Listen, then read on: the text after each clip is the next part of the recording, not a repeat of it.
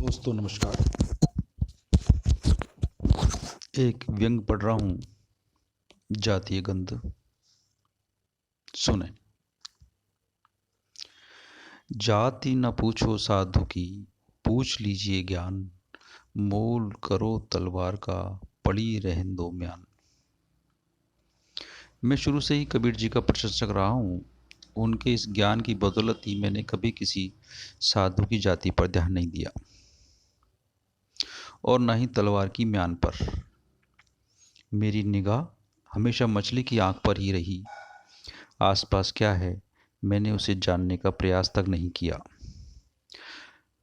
अब तक मैं सोचता था कि सभी मनुष्य समान हैं, सभी ईश्वर की संतान हैं, किसी में किसी प्रकार का कोई भेद नहीं है।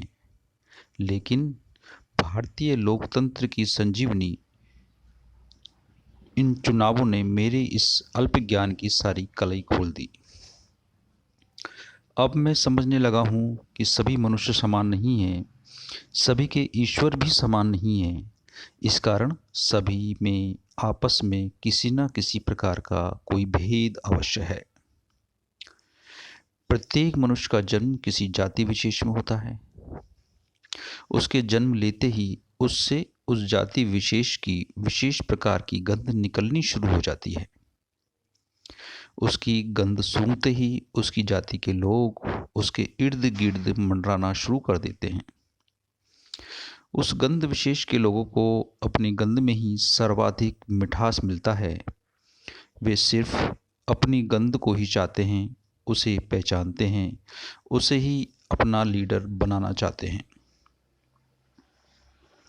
चुनावों के मौसम में मनुष्य जाति की इस घ्राण शक्ति को पहचान कर ही राजनीति के धुरंधरों ने जितने भी साधु महात्मा अपनी जाति छिपाकर इधर उधर घूमकर अलग अलग प्रकार की गंध फैला रहे थे, उनको कैप्चर करना शुरू कर दिया है। बिना किसी गंध के लेवल के गंध फैलाकर वे लोगों को अब तक भ्रमित कर रहे थे। अलग अलग गंध वाले लोग उनसे अलग अलग गंध का आस्वादन ले रहे थे। हर कोई उसे अपनी गंध वाला मानकर अपना मान रहा था, जबकि वास्तविकता यह थी कि उनके द्वारा जातीय लेवल नहीं लगा होने के कारण वे गंधहीन थे। जो भी उनके पास बैठता उसे अपनी ही गंध का एहसास होता। किसी को उनसे किसी प्रकार का कोई विशेष लगाव या दुराव नहीं था। सभी उन्हें अपना मान रहे थे। राजनीति के धुरंधरों को यह बात हजम नहीं हो रही थी। वे नहीं चाहते थे कि वे बिना किसी लेवल के घूमकर इस प्रकार से लोगों को भ्रमित करें, जबकि उस क्षेत्र विशेष में उसकी जाति के लोगों की बहुतायत है। उनकी जाति के लोग उनसे अभी ज़्यादा प्रभावित नहीं हैं। प्रभावित वो हो रहे हैं जो उनकी जाति के नहीं हैं। उनकी विशेष योग्यता गंधहीन होना उन्हें रास नहीं आ रही थी। वे चाहते थे कि वे अपनी जाति की गंध बिखेर कर अपनी जाति के लोगों को अपनी ओर आकर्षित करें। जातीय गंध में जितनी आकर्षण क्षमता होती है वह कस्तूरी तक में नहीं होती।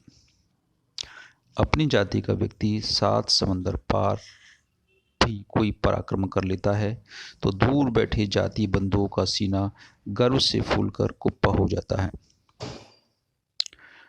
वे वहीं बैठे बैठे उसके शौर्य पर सीना तान कर चलना शुरू कर देते हैं।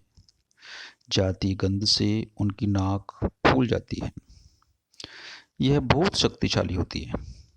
इसकी गंध इतनी प्रभावी होती है कि अपने पड़ोस में रहने वाले रात दिन काम आने वाले विजातीय बंधु से उन्हें दुर्गंध आने लगती है।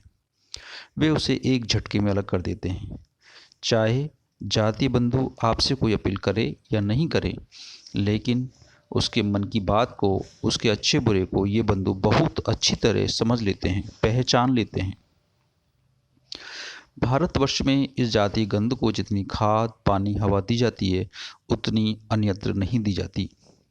इसी का परिणाम है कि यहाँ जातीय गंध की खेती प्रभावशाली ढंग से बढ़ती जा रही है।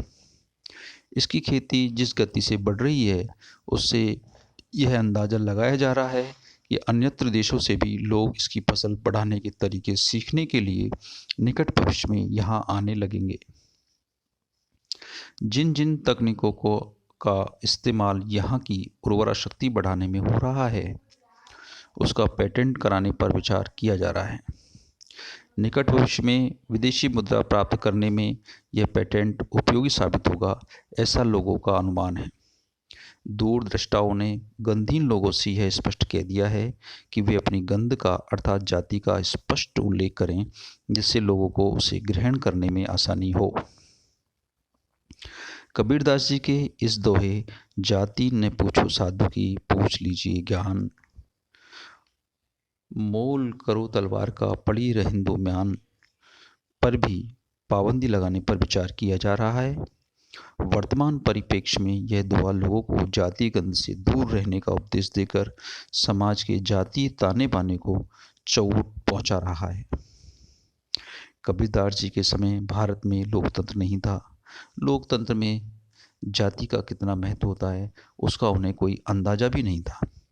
कुछ लोग जो उनकी उस समय कही गई बातों को आज भी सही मानते हुए उन पर चलने का प्रयास कर रहे हैं, वे एक तरह से भारतीय लोकतंत्र को चोट पहुंचाने जैसा असंवैधानिक कार्य कर रहे हैं। इसलिए ऐसे लोगों से पुरजोर अपील है कि वे भारतीय लोकतंत्र को चोट नहीं पहुंचाएं। अपील का असर काफ़ी कुछ हो रहा है। प्रत्येक चुनाव में कबीर के प्रशंसक उन्हें छोड़कर जातीय गंध अपना रहे हैं। लोगों का जातीय ज्ञान बढ़ता जा रहा है। कौन सा गोत्र किस जाति का है, वे किस जाति की पैदाइश है, उनकी पत्नी किस जाति की है, लड़के ने किस जाति की लड़की से विवाह किया है, लड़की किस जाति के लड़के से ब्याही है, सब कुछ अखबारों में खुलेआम आ रहा है। पहले जिन बातों को बताने में लोग शर्म महसूस करते थे, उन्हें वे खुलेआम डंके की चोट कर उससे गर्व बता रहे हैं। जातीय गंध बढ़ती जा रही है। यह गंध दुर्गंध है या सुगंध, इसका पता नहीं चल पा रहा है। लोगों ने हाथों में रुमाल लिए हुए हैं। जाति बंधु मिलते ही लोग खुश होते हुए खुशबू का आनंद लेते नजर आ रहे हैं। वही विजातीय बंधु मिलते ही उनका रुमाल नाक पर पहुंच रहा है। मैंने भी अब प्रति व्यक्ति को की जाति पर ध्यान देना शुरू कर दिया है। ज्ञान को पूछना बिल्कुल बंद कर दिया है। अपनी जाति के लोग कैसे भी हो, ज्ञानी अज्ञानी अपने ही होते हैं। उनसे निकलने वाली गंध अपनी ही होती है। कबीरदास जी के दोहे को भी मैंने बदल दिया है। जाति पूछो तुम साधु की, पूछो ना तुम ज्ञान, रहन दो तलवार को, मोल करो तुम म्यान। धन्यवाद। जय हिंद। वंदे मातरम।